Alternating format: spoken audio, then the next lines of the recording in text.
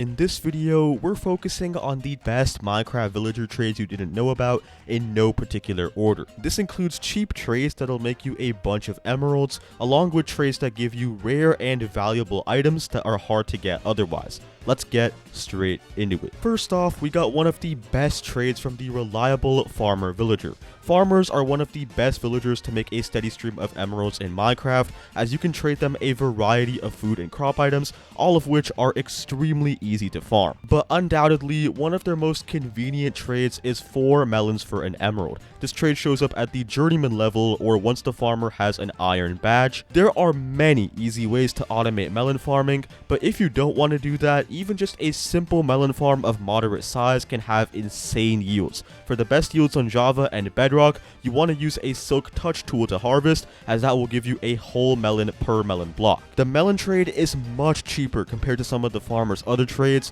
only 4 melons for an emerald, whereas for wheat and potatoes, you'll need around 20 to 30 to make an emerald. And plus, what makes it so great is that it's passive emerald farming. You can be doing other stuff while your melon farm is still growing, and still make a lot of emeralds in the end. Next up, we got a bit more obscure and lesser known trade from the Librarian villager. Librarians are probably the most valuable villager in Minecraft, and that'll definitely come into more light later on in this list. But at this spot, we got the emeralds for a name tag trade, which is unlocked at a master level librarian or diamond badge. Now, I know this trade might seem kind of random, but hear me out on this one. Name tags are super rare to get in Minecraft. Your best bet besides the librarian is either fishing, whoever got the time to do that, or exploring different structures and acquiring them through loot chests, which is also pretty uncommon. You cannot craft these items at all, and without villagers, they are also non-renewable. Many people think name tags are also just useful for aesthetic purposes, like naming your dog or something, and while that's a great use for them,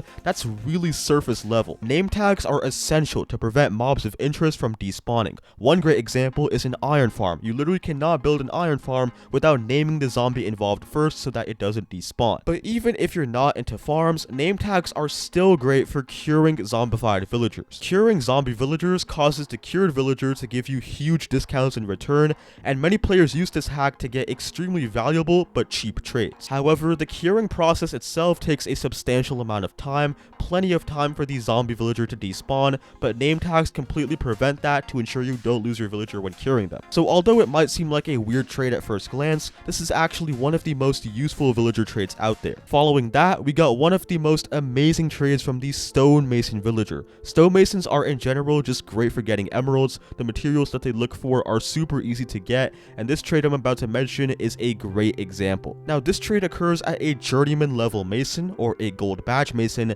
and it can come in 3 forms, either granite for emeralds, diorite for emeralds, or andesite for emeralds. But honestly, it's not much different. I mean, the mason might as well just give you the emeralds for free. Stones like granite and andesite are extremely easy to farm. Just hop into any cave or even just a random hole nearby, and it's likely you'll find a huge patch of this stuff somewhere. But that's not all. We're also not considering the fact that these stones are also byproducts of many people's caving or strip mining sessions, and are often just sitting there as garbage in their storage chests along with dirt and gravel. You are very likely to have stacks of granite, andesite, and diorite already lying around, which makes this trade even better. The only problem with this trade, and why it's not higher in the list, is that once you exhaust your junk supply of granite and diorite, you will have to actually go out and mine it yourself, which is a fair bit of work and can also heavily eat into your pickaxe durability. After that, we got the best buying trade that the Cartographer has to offer. This trade in particular is actually really unique because you cannot obtain this item through any other means, making it quite rare. Yes, you can probably guess I'm talking about explorer maps. Explorer maps allow you to locate different rare structures in your Minecraft world,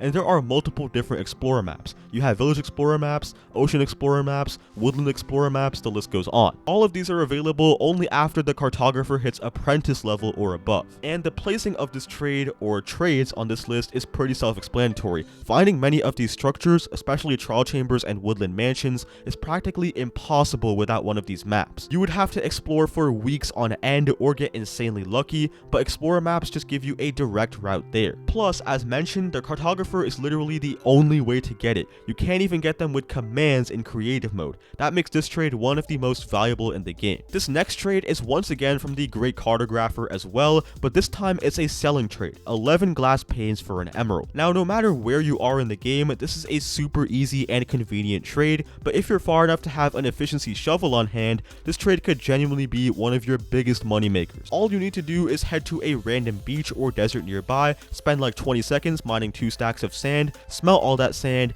and bam, that's already 24 emeralds. Yes, 24 emeralds, which is 2 stacks of sand. Obviously, the Cartographer will have to restock and stuff, but that is just absolutely insane. This is probably one of the most underrated trades in the entire game. We're now heading straight into the top 5, and starting off, we got an absolute must-have master level farmer villager trade for any Minecraft survival player. Emeralds for some golden carrots. The reason this is essential is that golden carrots are the best food in Minecraft. You might be thinking, Aether, they only restore 3 hunger bars. I mean, doesn't steak and pork restore 4? And that's a fair question, but the thing is, restoring food in Minecraft is more than just your visible hunger bar. You also have an invisible saturation bar. This saturation bar starts high and depletes when you do activity or take damage, just like your regular hunger bar. And once it reaches 0, that's when your visible hunger bar actually starts losing hunger. Now, every food in Minecraft will restore some of your visible hunger bar and a portion of your saturation bar to varying degrees. For example, although pumpkin pie restores 4 visible hunger bars, it only restores 2.5 saturation,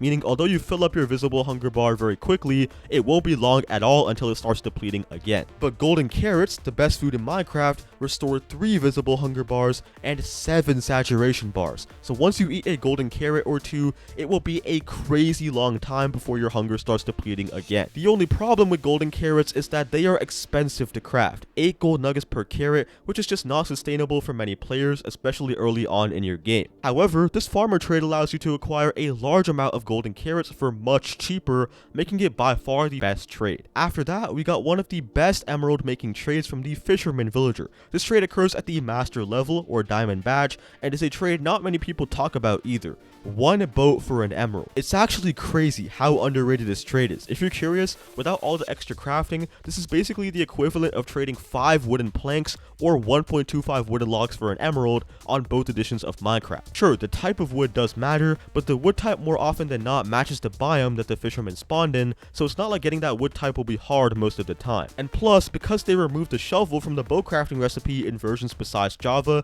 that just makes this trade even more OP and possibly the best selling trade in Minecraft. This next trade is just absolutely broken in every single way, and that is the armorer's trades of emeralds for some diamond armor. I don't think I need to explain how crazy this is. Sure, the diamond armor is pretty expensive, and you do need to level up the armorer to the max level before he will trade you these, but that's not the point. Emeralds are really not that hard to get as long as you have certain villagers, which we've already shown in detail in this video, and plus, this trade means you could get a full set of diamond armor without ever mining a single diamond. For some people who are unlucky when it comes to diamond mining, I'm definitely one of those, this trade can be super useful. Following that, we got the Fletcher villager's best trade and the best emerald making trade in all of Minecraft. Most of you can probably already guess what it is. Yes, I'm talking about the incredible deal of 32 sticks for an emerald. What is there to really say about this trade? This is basically the equivalent of trading 4 wooden logs for an emerald. 4 wooden logs. You can mine that with an iron axe in like 5 to 10 seconds. And if you head to a dark forest and use the thick dark oak trees to get the wood,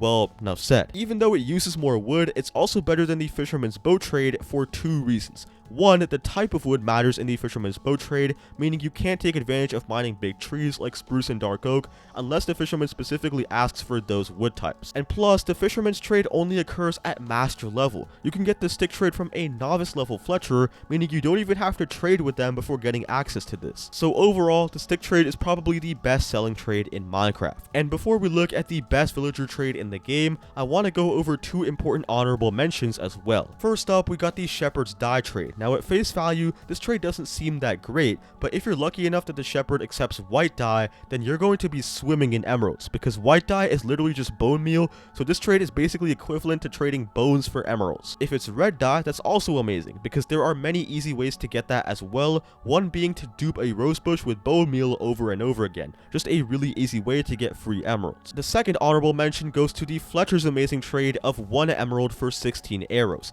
Arrows are pretty annoying to craft because of their materials, and unless you have a good skeleton farm, coming by them can be hard. This trade is then really convenient as you can just get as many arrows as you want with basically the click of a button. It is super cheap. So now let's get to the best and most useful villager trade in Minecraft. This trade might be quite a surprise, so brace yourself for the unexpected. It is the Librarian's enchanted book trade. Boom. I know y'all were not expecting this whatsoever, and it came as a massive shock. All jokes aside, it's pretty obvious this is the best villager trade in Minecraft, as this trade can be customized to sell you almost any enchanted book you want, including ones you can't get in an enchanting table, like the coveted Mending. This trade allows you to get infinite enchanted books as well, which otherwise are basically non-renewable, so yeah, no argument here. If you guys did enjoy this video, then please consider dropping a like and a sub, and as always, I will see you in the next one. Goodbye.